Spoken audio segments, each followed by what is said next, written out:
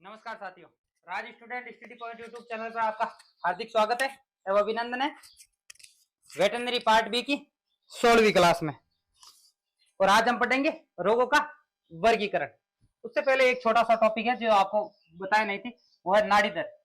नाड़ी दर में आपको नाड़ी दर तो पूरी बताई हुई है, लेकिन कौन सी नाड़ी से ज्ञात की जाती है वो नहीं बताया है, तो वो देख लो। यह है नाड़ी का नाम, इधर लिखना पशु। 4 नाड़ियां होती हैं गाय और भैंस में, पूंछ से पचा करता है, और जो नाड़ीदर है वो है कॉक्सिजियल। कॉक्सिजियल आर्टरी या धमनी कहां होती है कि पूंछ में। ओके, इसके बाद नंबर आता है आपके भेड़, बकरी, कुत्ता, बिल्ली। इनकी जो नाड़ी मापी जाती है वो मापी जाती है जांग से। जांग में एक हड्डी होती है फिमर, फिमर के ऊपर एक नाड़ी होती है फिमोरल। फिमोरल, फिमोरल धमनी ये होती है जांग में, जांग में। ओके, आगे आगे देख लो घोड़े के बारे में। घोड़े के बारे में, घोड़ा जो होता है, घोड़े में चेहरे से ली जाती है, गाल के ऊपर से, तो यहां फेसियल, फेसियल धमनी कहां होती है कि चेहरे पर, चेहरे पर। ठीक है, इसके बाद ऊंट। ऊंट की लेते तो पिछले पैर में ही है, पर फीमर ऊंची होती है और नीचे टीबिया होती है, तो टीबिया पर एक धमनी होती है टीबियल धमनी।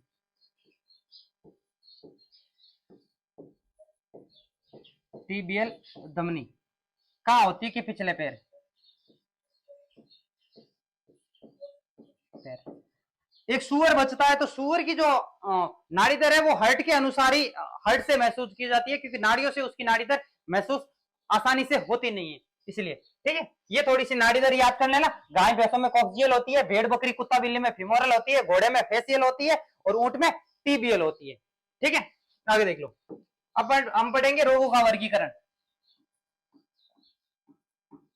रोगों का वर्गीकरण अलग अलग बिंदु के अनुसार। सबसे पहले पढ़ेंगे हम रोग कारकों के अनुसार। रोग कारकों के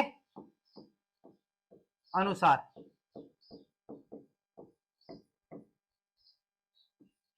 रोग कारकों के अनुसार जनरली 3 भागों में डिवाइडेड होता है। कितने भागों में? 3 डिवाइडेड। सबसे पहले तो होता है संसर्ग,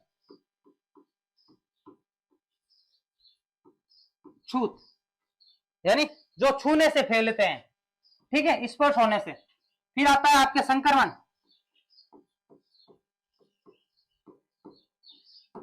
संक्रमण रोग। और ये जो है संक्रमण किससे होता है? सूक्ष्म जीवों से। ये सूक्ष्म जीवों जीवाणुओं के द्वारा फैलता है। ठीक है, आपके जो तीसरा है वो अन्य। इन इन सबसे जो बचते हैं, जैसे जो किसी मिनरल्स की कमी से होता है, मेटाबॉलिक डिजीज होती है, उपापचय गड़बड़ी के कारण हो जाते हैं, शरीर की क्रियाविधि में कोई अवरोध हो जाता है, उससे जो बीमारी होती है वो अन्य श्रेणी में आएगी। ठीक है, छूत में देख लो पहले। रोगी पशु के संपर्क में स्वस्थ पशु आने से स्वस्थ पशु में फैलने वाले रोग।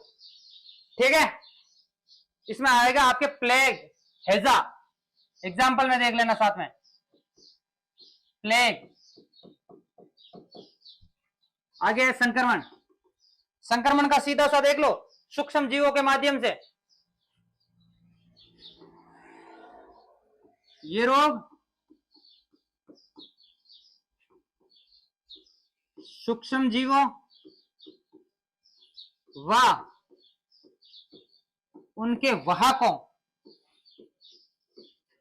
वाहकों मतलब जो सूक्ष्म जीव का वहन करते हैं, वायुमंडल से भी हो जाता है, ठीक है, उनके वाहकों तथा रोगी पशु की संक्रमित वस्तुएं के माध्यम से फैलते हैं, ठीक है। संक्रमण रोग, जितने कितने भी रोग होते हैं ना संक्रमण, वो छूत होते हैं, मतलब छूने से फैल जाएंगे, लेकिन छूत बीमारियां होती है ना, वो कभी संक्रमित नहीं होती, उनका मतलब संक्रमण नहीं फैलता, ठीक है। आगे देख लो, मतलब छूत रोग उल्टा बता देता हूँ। छूत रोग होता है जो सारे संक्रमित होते हैं, लेकिन संक्रमण वाले सारे रोग छूने से नहीं फैलते।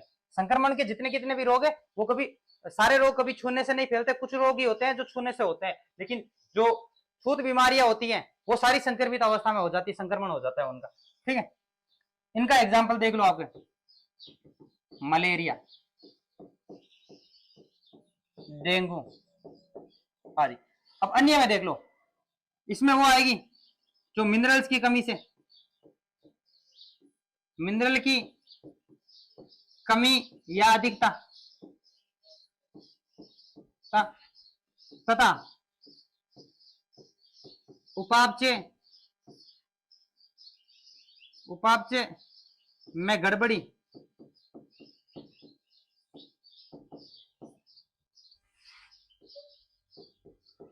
शारीरिक क्रिया में अवरोध वाली बीमारियां। एग्जाम्पल पे देख लो, मिल्क फीवर कैल्शियम की कमी से होती है, कीटोसिस कीटोन बॉडी के बढ़ने से होती है, ठीक है। ये देख लेना, तीन कैटेगरी है, छूत, संक्रमण और अन्य। छूत छूने से ही फैलेगी, संक्रमण किसी भी माध्यम से फैल जाएगी, जरूरी नहीं है कि छूने से ही फैलेगी, वो बिना छुए भी हो जाएगी, फैल जाएगी वातावरण में इधर उधर। और अन्य जो छूत और संक्रमण के अलावा जितनी कितनी भी बीमारियां जो मेटाबॉलिक गड़बड़ी के कारण होती है, मिनरल्स की कमी से या अधिकता से होती है, वो इस श्रेणी में आएगी, ठीक है। ये कारकों के अनुसार अकॉर्डिंग हो गया, ठीक है। आगे को जो वर्गीकरण है वो है पीड़ित अंगों के आधार पर।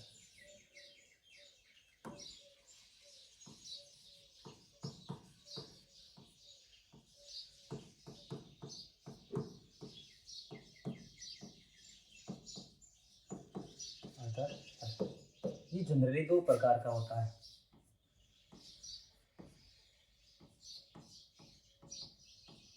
Local, general. लोकल में क्या होता है कि शरीर के किसी एक हिस्से में प्रॉब्लम होगी, ठीक है, शरीर के किसी एक अंग में या एक हिस्से में विकार होगा, जबकि जनरल में एक से अधिक हिस्सों में या पूरे शरीर में या भिन्न भिन्न हिस्सों में विकार होगा। थोड़ा सा देख लो, शरीर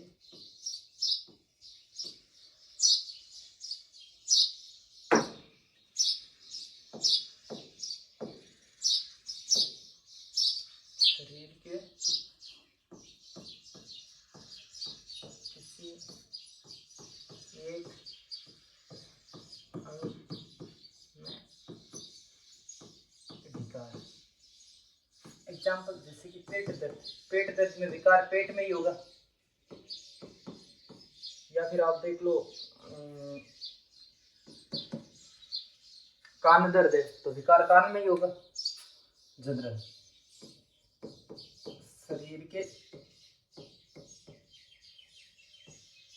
भिन्न भिन्न अंगों में विकार या रोग, ठीक है। बुखार, इन्फ्लुएंजा, बुखार उदाहरण, ठीक है। बुखार में पूरा शरीर प्रभावित हो जाता है। ठीक है, पीड़ित अंगों के आधार पर दो प्रकार के होते हैं, लोकल और जनरल। लोकल में एक हिस्सा प्रभावित होता है और जनरल में एक से अधिक हिस्सा या भिन्न भिन्न हिस्से या पूरा शरीर प्रभावित होता है। ठीक है, आगे देखो, आगे जो है वो है क्षेत्र के आधार पर, सॉरी अवधि के आधार पर। ठीक है,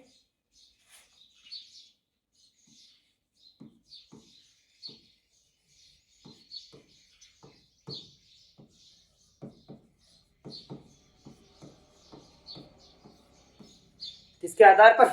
अवधि के आधार पर। आगे ठीक है, अवधि के आधार पर चार प्रकार के होते हैं, चार प्रकार के, चारों नाम देख लो।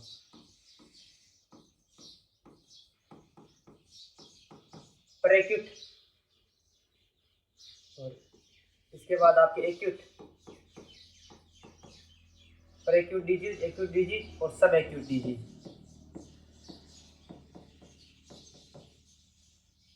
और फिर आपके होती है कॉर्निक।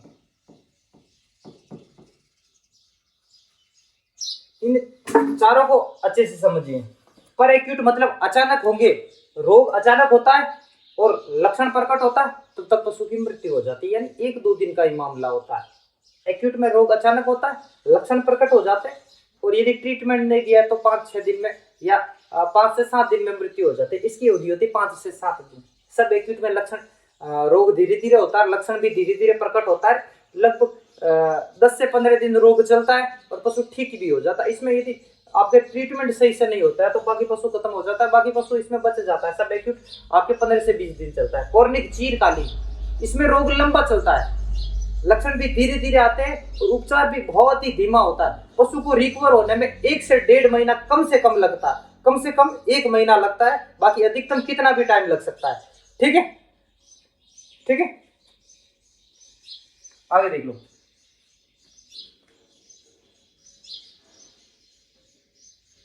अब इनकी लिख दो आप परिभाषा।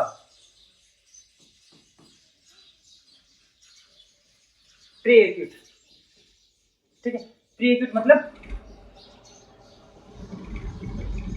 अचानक रोग होता है, अचानक रोग होता है, लक्षण प्रकट होते ही 1 से 2 दिन में पशु की मृत्यु हो जाती है। एग्जाम्पल में लिख दो आप एंथ्रेक्स।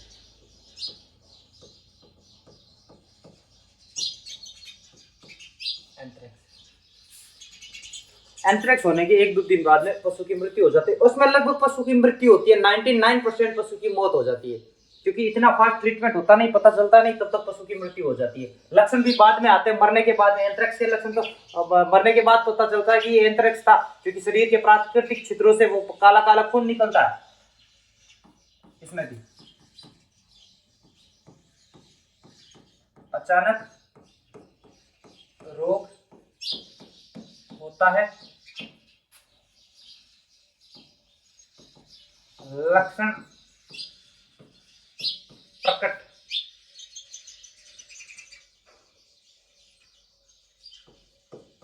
होने के साथ तेजी से फैलता, मतलब तेजी से शरीर को कवर करेगा, तेजी से दूसरे पशुओं में भी फैलेगा, तेजी से फैलता है। 5 से 7 दिन में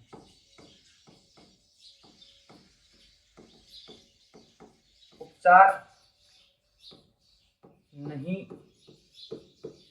होने पर पशु की मृत्यु हो जाती है। इसमें आपका डेफिनेशन के हिसाब से तो एग्जांपल है मैस्टाइटिस। मैस्टाइटिस 5 से 6 दिन चलता है, ठीक है, अचानक हो जाता है, 5 से 6 दिन चलता है। यदि ट्रीटमेंट होता है तो हाथों हाथ ट्रीटमेंट बोलता है तो पशु रिकवर हो जाता है, और यदि 1-2 दिन लेट हो जाता है तो वो मैस्टाइटिस को रोक लेते हैं। लेकिन यदि सही से ट्रीटमेंट नहीं लेते तो डेथ भी हो जाती है। डेथ होती है ज्यादातर बकरियों में, बकरियों के मैस्टाइटिस में डेथ ज्यादा होती है। बाकी बड़े पशुओं में इतनी डेथ नहीं होती है मैस्टाइटिस से। और एग्जाम्पल मैस्टाइटिस और आपका एचएस भी इसका भी उदाहरण है, क्योंकि एचएस में पशु 4 दिन तक सर्वाइव कर लेता है, 3 से 4 दिन तक सर्वाइव कर लेता है, उसके बाद सर्वाइव नहीं कर पाता। यदि एचएस में सल्फामाइडिन आईवी दी जाती है और यदि वो असर करती है तब तो एचएस कंट्रोल होने लग जाता है। बाकी एचएस में भी 4 दिन अधिकतम है, 4 दिन में पशु मौत हो जाती है। हालांकि ज्यादातर मौतें होती है वो 2 से 2.5 दिन में हो जाती है, पर कोई कोई पशु सर्वाइव कर देता है ट्रीटमेंट के कारण। ठीक है, सब एक्यूट रोग धीरे धीरे लक्षण प्रकट करता है जो पशु को 15 से 20 दिन तक प्रभावित करता है। एग्जाम्पल, इसका बेहतरीन एग्जाम्पल है एफएमडी। ठीक है, फुट एंड माउथ रोग, फुट एंड माउथ डिजीज। ये एफएमडी जब होती है ना, धीरे धीरे होती है। सबसे पहले पशु में टेम्परेचर इंक्रीज होगा, टेम्परेचर इंक्रीज होने के बाद उसकी श्वसन दर बढ़ेगी, बाद में मुंह से लार टपकने लगेगी, यानी मुंह में छाले हो जाएंगे। धीरे धीरे छाले होने के बाद 4-5 दिन बाद में वो खुरों के बीच घाव होने लग जाएंगे, और घाव होने के साथ साथ ही तेजी से उसके बाद सड़ने शुरू हो गए। एफएमडी जनरली आपके 15 दिन में एफएमडी एकदम रिकवर होती है, तो इसलिए एफएमडी इस श्रेणी में आती है। ठीक है, कॉर्निक चीरकालीन, ये रोग है जो 20 दिन से अधिक अवधि के होते हैं।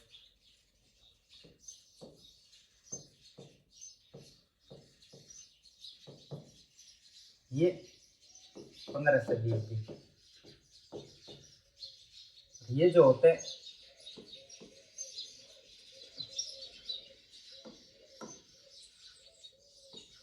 5 से 7 दिन,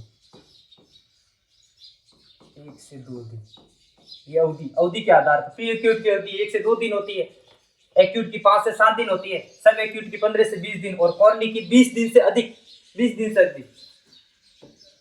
ये रोग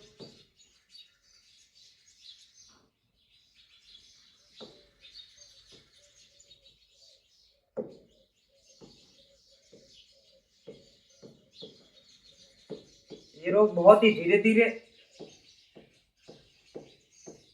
पशु शरीर को प्रभावित करते हैं।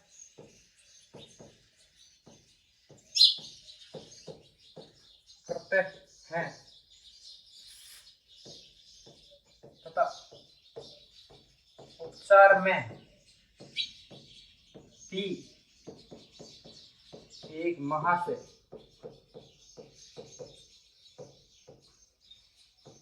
अधिक समय लगता है।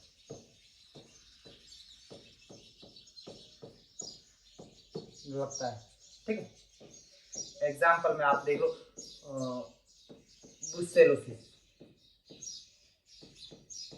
बुसेलोसिस है जो एक जेनेटिक बीमारी है, मतलब जो जानवरों से इंसानों में फैल जाती है।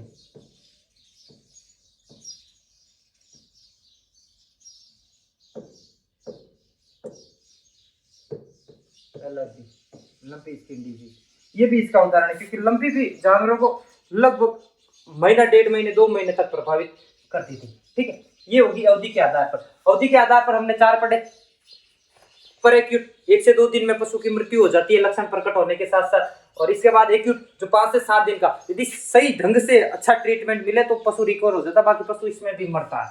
बाकी सब एक्यूट आपको 15 से 20 दिन तक ये रोग फैलते हैं, धीरे धीरे होते हैं। इसमें पशु रिकवर होने के चांस बहुत ज्यादा, 99% रिकवर हो जाते हैं। 1% यदि ट्रीटमेंट असर नहीं करता या ट्रीटमेंट सही तरीके से नहीं दिया जाता तो पशु की मृत्यु होती है। और कॉर्निक बहुत ही धीरे धीरे होते हैं, इलाज भी बहुत धीमा धीमा होता है इनका। ठीक है, लंबे समय तक ये रोग बने रहते हैं। ये चमड़ी के रोग ज्यादा इसमें श्रेणी में आएंगे, एलएसडी वगैरह, ये दांत खाज खुजली वगैरह, क्योंकि ये थोड़े धीरे धीरे तैयार होते हैं और लक्षण भी धीरे धीरे दिखाते हैं। ठीक है, आगे है उत्पत्ति के आधार पर। उत्पत्ति के आधार पर, उत्पत्ति के आधार पर जनरली 3 प्रकार के होते हैं। ठीक है, 3 प्रकार के,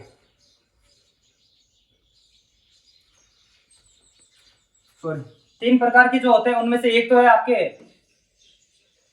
पैतृक,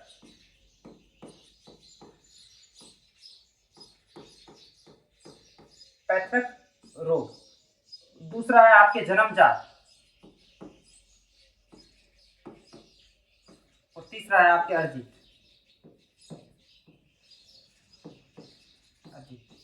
क्या फर्क है तीनों में वो देख लो। पैतृक, पैतृक मतलब वे रोग जो एक पीढ़ी से दूसरी पीढ़ी में फैलते हैं। एग्जाम्पल तौर में मैं आपको देखूं तो वर्णांधता, हीमोफीलिया, ये वगैरह है ना, ये एक पीढ़ी से दूसरी पीढ़ी में फैलते जाते हैं। ठीक है, होता क्या है देख लो, मान लो माता और पिता, जनक पीढ़ी होती है, माता पिता, इनमें से किसी को वो रोग होता है और जब उनकी संतान होती है तो संतान में वो रोग पहले से हो जाता है, यानी वो रोग उससे संतान में आनुवंशिक तौर पे मिल जाता है। पैतृक रोग कहते हैं। ठीक है, एक पीढ़ी से दूसरी पीढ़ी में फैलने वाले रोग। एक पीढ़ी, यहां लिख देना जनक, जनक मतलब माता पिता से दूसरी पीढ़ी, आपके इसमें लिख देना संतति में फैलने वाले रोग पैतृक रोग कहलाते हैं। ठीक है, पैतृक, पैतृक या फिर आनुवांशिक। ठीक है,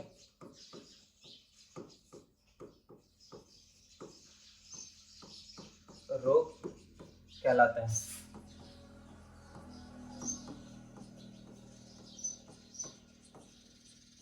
एग्जाम्पल में आप देख लो,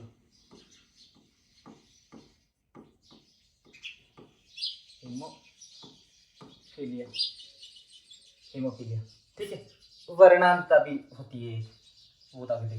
जन्मजात, जन्मजात में क्या होता है कि वे रोग होते हैं जो माँ के गर्भ में ही पशु को लग जाता है। पशु जब माँ के गर्भ में होता है, पेट में होता है, भ्रूण अवस्था में होता है, उसी समय वो विकार उत्पन्न हो जाते हैं और वो जीवन पर्यंत लगभग बने रहते हैं। जैसे कि जन्मजात बहरा होना, जन्मजात अंधा होना, जन्मजात विकलांगता, ये इनका कोई इलाज नहीं है। लेकिन कुछ एक जो माइनर डिजीज होती है, जैसे कि गुद्दा मार्ग का जो छिद्र होता है वो खुला नहीं रहता है, तो वो सर्जरी द्वारा सही किया जा सकता है। लगभग इस जन्मजात वाले रोगों का ट्रीटमेंट नहीं होता है, लेकिन कुछ एक रोग का ट्रीटमेंट हो जाता है। ठीक है, आगे देखो, जन्मजात वे रोग जो पशु को भ्रूणावस्था यानी भ्रूणावस्था में मां के गर्भ में ही लग जाते हैं।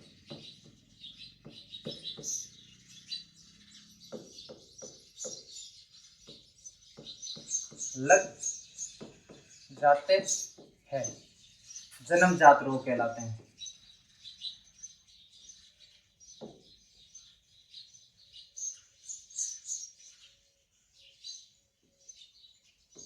तथा लग जाते हैं,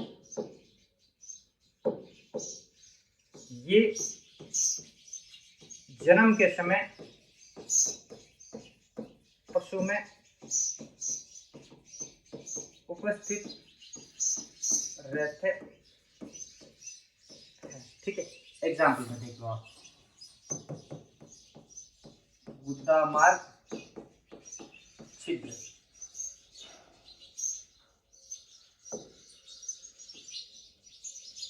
छिद्र बंद होना, विकलांगता। ओके, ठीक, आगे देख लो अर्जित रोग। अर्जित रोग मतलब जन्म के पश्चात और मृत्यु से तक जो रोग शरीर को लगते हैं, तैयार होते हैं, अर्जित मतलब एक ना एक बार हो जाते हैं। जैसे कि एग्जाम्पल पे चिकन पॉक्स, जो माता निकलती है लगभग एक बार होती है, शरीर एक बार होती है जन्म से पहले, तो वो अर्जित, मृत्यु से पहले, तो उसे अर्जित कहा जाता है। जन्म के बाद से मृत्यु तक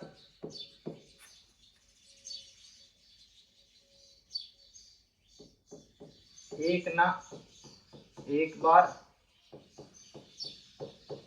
होने वाले रोग। इसका जो बेहतरीन उदाहरण है वो है चेचक या पशु माता, लिख दो आप, पशु माता। ठीक है, हो गया। अब पीछे एक एक पार्ट बचता है। कौन सा बचता है? एक पार्ट बचता है, वो है आपके क्षेत्र के अनुसार। ठीक है, क्षेत्र के अनुसार।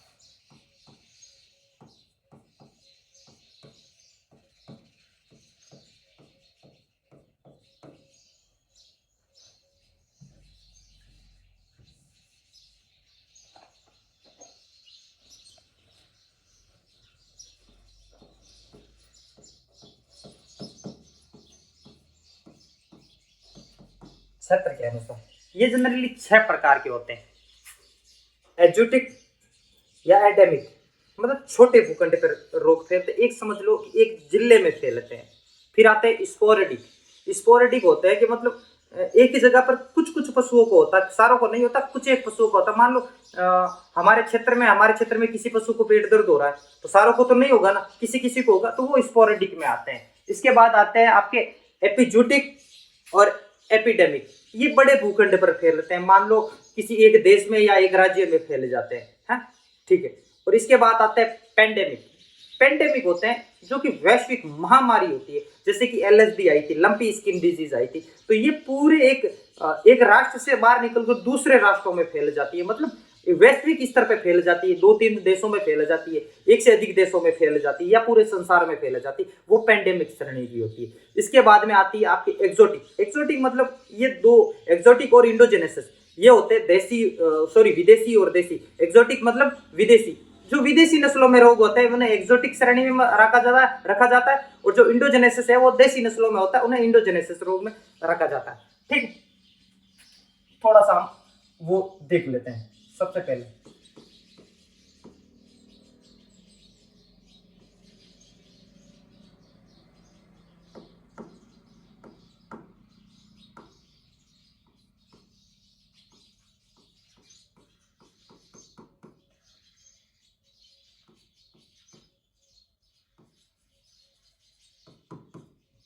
एक्सोटिक या एंडेमिक।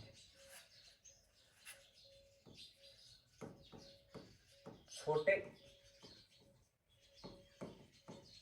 भूखंड पर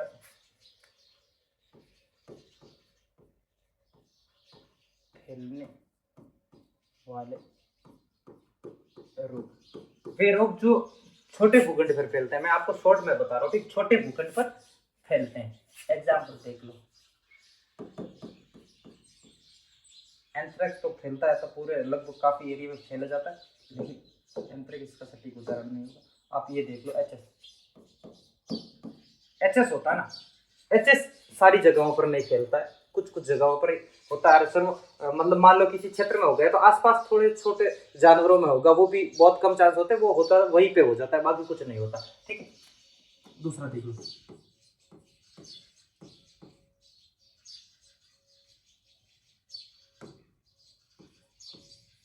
स्पोरेडिक या स्पोरोजेटिक। ठीक है, स्पोरोडिक डिजीज, ठीक है, स्पोरोडिक।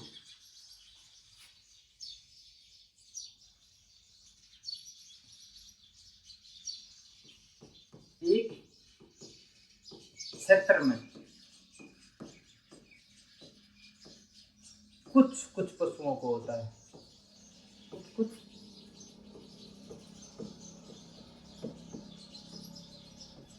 में होने वाले रोग। इसका एग्जाम्पल वही है, दर्द, एग्जाम्पल पेट दर्द, पेट दर्द कभी एरिया के सारे पशुओं में नहीं होता, कुछ एक में होगा, एक आध दो में स्पोर अवस्था में होगा, इस कोने में हुआ तो कभी उस कोने में और उस कोने में। ठीक है, आगे देखिए स्पोरेडिक। फिर आता है आपके तीसरा एपिजूटिक या एपिडेमिक।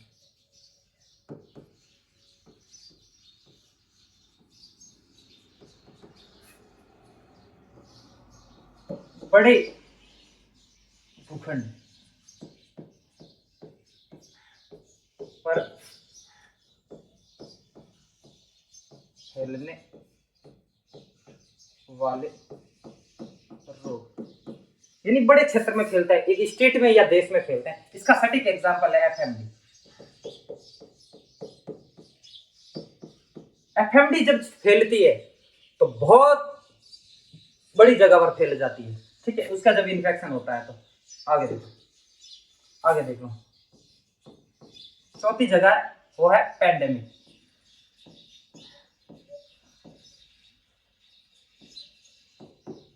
पैंडेमिक या पैंजूटिक।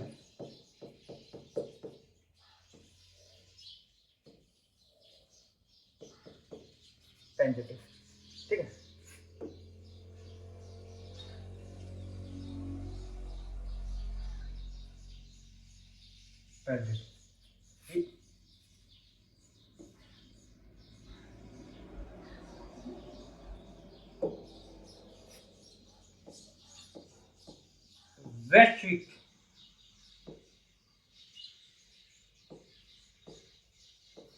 वैश्विक स्तर पर महामारी के तौर पर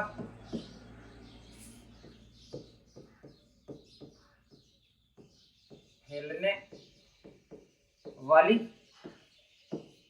बीमारी। ठीक है, मतलब पैंडेमिक ये वैश्विक स्तर पर महामारी के तौर पे फैलती है, वो वाले पैंडेमिक की श्रेणी में आता है। इसका जो एग्जाम्पल है वो आप देख लो, लंपी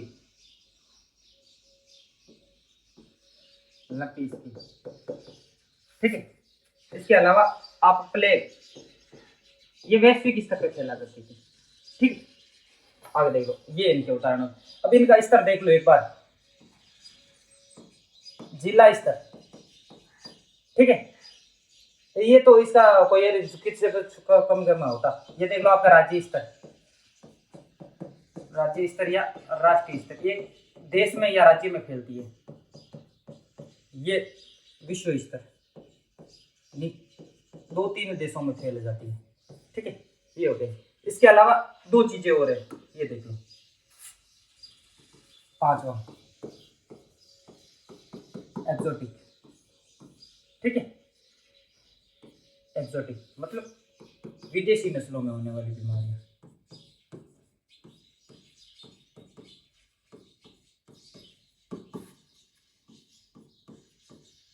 होने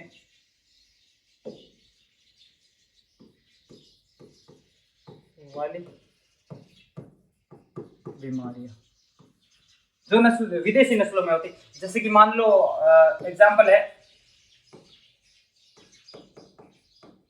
अफ्रीकी असम बीमारी, जो अफ्रीकी घोड़ों में ही होती है। ठीक है, 6वां है आपके इंडोजेनेसिस।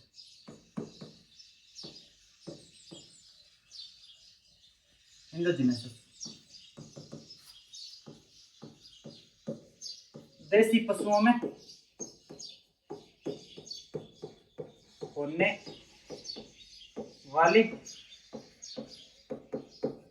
बीमारियां। ठीक है, ये जो हमने 6 प्रकार पढ़े थे क्षेत्र के आधार पर। पहला पढ़ा था आपके एजोटिक या एडेमिक, छोटे भूखंड पे फैलती है। स्पोरेडिक, किसी क्षेत्र के कुछ पशुओं में होती है। इसके बाद हमने पढ़ा था आपके एपिडेमिक या एपिजूटिक, जो कि एक बड़े भूखंड पर फैलती है। इसके बाद पता था हमने आपके पैंडेमिक, जो कि विश्व स्तर पर फैलती है। और इसके बाद एक्सोटिक, जो विदेशी नस्लों में होती है। और इंडोजेनेसिस, जो देसी नस्लों में होती है। ठीक है, आज की क्लास में इतना ही। मिलते हैं नेक्स्ट क्लास में, तब तक के लिए धन्यवाद।